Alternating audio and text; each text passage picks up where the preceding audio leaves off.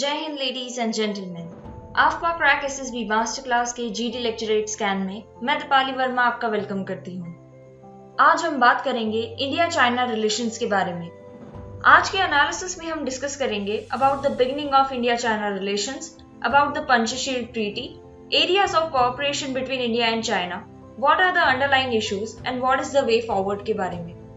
Analysis शुरू करने के पहले मैं आपको बता दूं कि एसएसबी इंटरव्यूज के जल्द ही स्टार्ट होने की प्रोबेबिलिटी के चलते एसएसबी एस्पिरेंट्स के लिए आफ्का क्रैक एसएसबी मास्टर क्लास ने अपने सारे ऑनलाइन कोर्सेज जैसे psych test mastery coaching programme and personal interview mastery coaching programme की रजिस्ट्रेशन स्टार्ट कर दी है, जहां आप एक एसएसबी साइकोलॉजिस्ट और एक एसएसबी इंटरव्यूइंग ऑफिसर से 1-to-1 इंटरैक्शन कर सकते हैं। So without any further delay, let's start with today's GD lecturette scan. India became an independent nation in 1947 and China emerged as communist state in 1949. India was one of the first non-communist country to recognize China and promote China's representation in United Nations. In 1950, India became the first non-socialist bloc country to establish diplomatic relations with China. Both the countries started their relation on a very cordial note with Panchashil Treaty. The Panchashil Treaty, or the 5 principles of peaceful coexistence, basically are the 5 pillars of foundation of India-China relation. In 1954, Indian Prime Minister Pandit Jawaharlal Nehru made a famous speech in Colombo and stated that the 5 pillars that should guide Indo-China relations are respect for territorial integrity, mutual non-aggression, mutual non-interference in domestic affairs, equality and mutual benefit, and peaceful coexistence. Both countries have great trade relation with each other. The trade deficit between both the countries has increased over the years. The bilateral trade relation between India and China in the year 2017 to 2018 accounted for $84.4 billion US. India has emerged as 7th largest export destination for Chinese goods, and India is 24th largest exporter to China. The exported goods from India to China include diamond, cotton yarn, iron ores, copper, organic materials, etc. And India imports fertilizers, electronic equipments like smartphones, plastic, machine engines and other organic chemicals from China.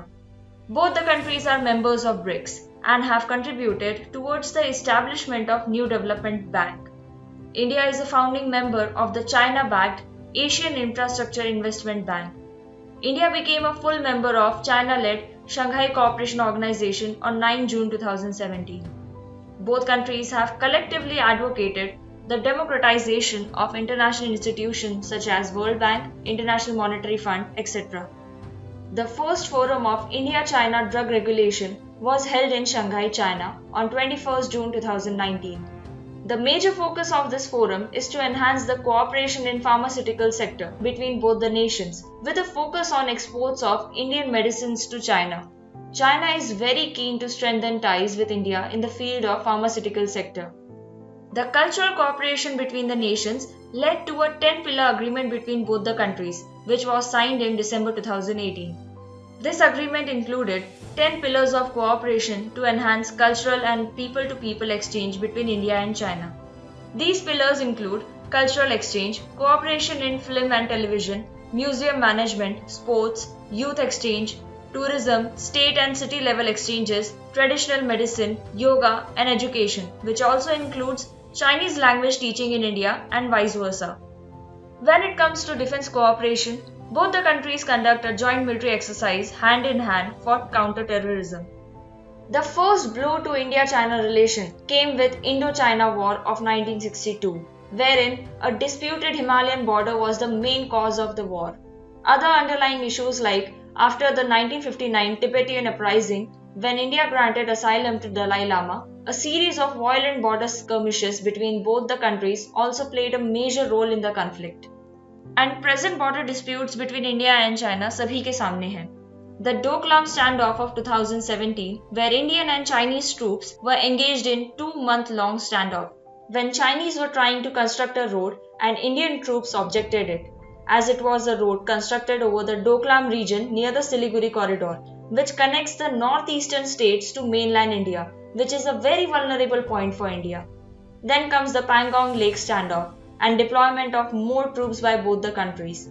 and the recent ongoing month-long tense situation along the actual line of control in eastern Ladakh are some examples of increasing tensions between India and China. When it comes to border disputes, both the countries have their own claims. Aksai Chin, which is administered by China, is claimed by India as its own territory, where China labels a large area of Arunachal Pradesh as South Tibet and claims it as a Chinese territory. China always keeps on pushing India's vulnerability.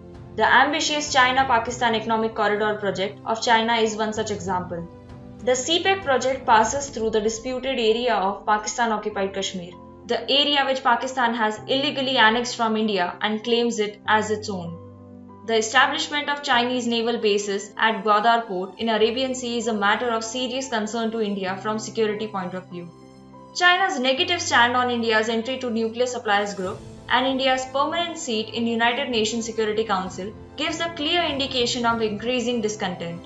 At the same time, China is also concerned about India's role in the Quad countries, wherein India is a member, because the underlying motive of the Quad security dialogue was to counter China's influence in the Indo-Pacific region and to ensure proper navigational communication in disputed area of South China Sea, where China has established its dominance. And the present invitation of USA to India to join G7 group can be seen as another setback to India-China relation, because the political intention between India's membership in G7 is to create influence on China through international institutions to tighten screws around it after the distorted US-China relations. Both India and China are emerging powers of the multipolar world. The strained relation after the Indo-China War of 1962 were successfully rebuilt, and since the late 1980s, the diplomatic and economic ties were strengthened.